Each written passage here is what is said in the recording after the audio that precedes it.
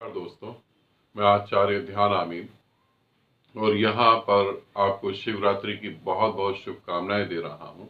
महाशिवरात्रि की बहुत बहुत शुभकामनाएं आप सभी प्रेमियों को, जो शिव से प्रेम करते हैं, ब्रह्मांड से प्रेम करते हैं और स्वयं अपने आप से प्रेम करते हैं उनको। और यहाँ पर मैं आपको कुछ बातें शिव के बारे में बताने जा रहा हूँ, जो आप ध्यान से सुने और गलत फहमी से बाहर निकले। पहली बात तो ये समझें कि शिव को मानना नहीं है, मानना अलग है। आप किसी चीज को मानते हैं, वो बात बिल्कुल अलग है। क्या आप अपने पिता को मानते हैं या अपने पिता को जानते हैं? दोनों में बहुत बड़ा फर्क है। क्या आप अपनी मां को मानते हैं या अपनी मां को जानते हैं? क्या आप अपनी पत्नी को मानते हैं या अपनी पत्नी को जानते हैं?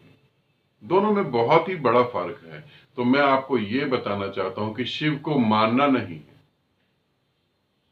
शिव को जानना है। और जानने के लिए, शिव को जानने के लिए पूरे के पूरे उपाय हैं, सारे उपाय हैं, विधि विधान है, बहुत कुछ है कि हम शिव को कैसे जान पाए। और अब एक कदम और आगे चलते हैं। शिव को जानना ग्रंथों में नहीं है, शिव को जानना मूर्ति में भी नहीं है, शिव को जानना कथा में भी नहीं है।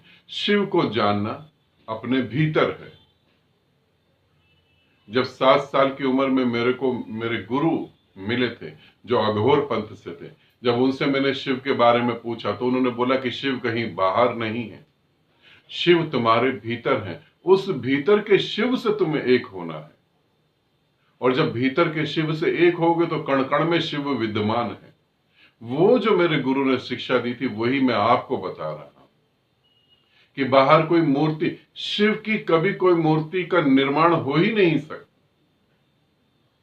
शिव की मूर्ति नहीं हो सकती, क्योंकि शिव कोई व्यक्ति विशेष है ही नहीं। वो एक परंपरा है, वो एक साधना पद्धति है। शायद तुम मेरी बात नहीं समझो, मगर सत्य यही है। हाँ, शिवलिंग की मूर्ति हो सकती है, और शिवलिंग का अर्थ है गहन प्रेम की अवस्था। यदि तुम ठीक ठीक शिवलिंग को देखो, लोग अलग अलग व्याख्या कर सकते हैं, मगर शिवलिंग का अर्थ है गहन प्रेम की अवस्था। गहन प्रेम की अवस्था जहां नर और नारी एक हो जाते हैं, जहां शक्ति और शिव एक होते हैं, जहां अनादि प्रकट होता है, वो अवस्था शिवलिंग की है।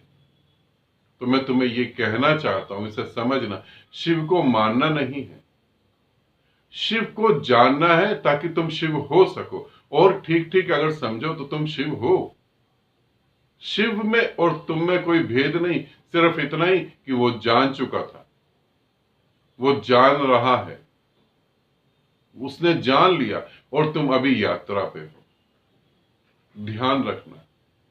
और शिव को मानना और शिव हो जाना, ये छोटी बात नहीं, बहुत बड़ी बात है। जब तुम किसी को मानते हो, तो मानते तुम अपनी मांग के कारण, कि मेरा ये भला हो जाए, कि मेरा ऐसा हो जाए, कि मेरा बिजनेस चले। बहुत सारे लोग तो गुरु को मानते ही इसलिए, गुरु दीक्षा इसलिए लेते हैं कि हमारे संसार की व्यवस्था ठीक हो जाए। तो शिव से मांगो नहीं, शिव में एक होकर शिव के साथ एक ही हो जाओ, शिव में समा जाओ, और वो शिव तत्व तुम्हारे भीतर है। इस महाशिवरात्रि पे ये बात समझो। और महाशिवरात्रि कथाओं में बताना मजबूरी है कि एक स्त्री थी जिसका नाम पार्वती था, और एक पुरुष था जिसका नाम शिव था। आज उनकी शादी है, उसे हम शिवरात्रि कहते हैं। जब गुरु परम ज्ञान को उपलब्ध होते हैं और वो जो बातें हीरे ज्वारात बिखेर के जाते हैं, तो उन हीरे ज्वारातों को वही समझ सकता है जब वो उस ऊंचाई पे पहुंचता है। शिवरात्रि का अर्थ किसी दो शरीरों के साथ एक हो जाने का अर्थ नहीं है।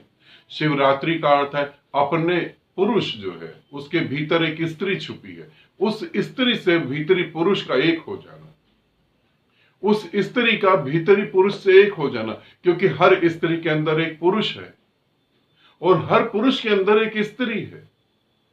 यदि तुम मेरी बात को ऐसा ना समझ पाए, तो ऐसे समझो।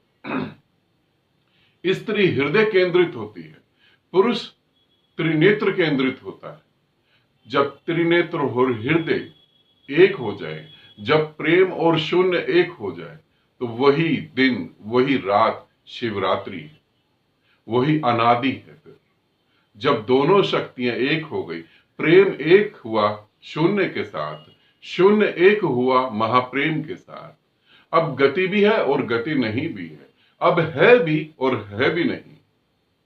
जहां दो मिट गए उसे ही शिवरात्रि कहते हैं। शिवरात्रि का अर्थ होता है भीतरी स्त्री को पा लेना, भीतरी पुरुष को पा लेना। बाहरी स्त्री से तो कोई पुरुष कभी तृप्त हो ही नहीं सकता, बाहरी पुरुष से कभी कोई स्त्री तृप्त हो ही नहीं सकती। तो फिर शिवरात्रि का अर्थ क्या है?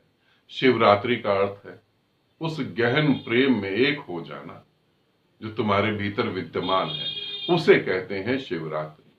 इस शिवरात्रि के अर्थ को समझो, और जो शिवरात्रि का अर्थ हमें समझाया जा रहा है वो मात्र काल्पनिक है, वो कथा है, ताकि तुम उस कथा से जीवन को समझ सको। मगर हमारा दुर्भाग्य, हम कथा पे ही अटक गए और हमें कथा पे अटका दिया गया।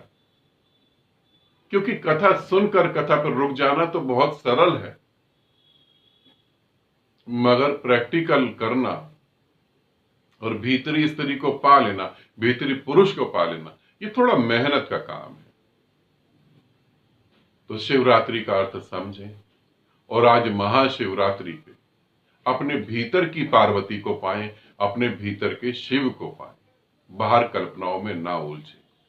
आनंदित रहें, सदा खुश रहें। बहुत बहुत प्रेम आपको, और आप सभी को शिवरात्रि की बहुत बहुत शुभकामनाएं।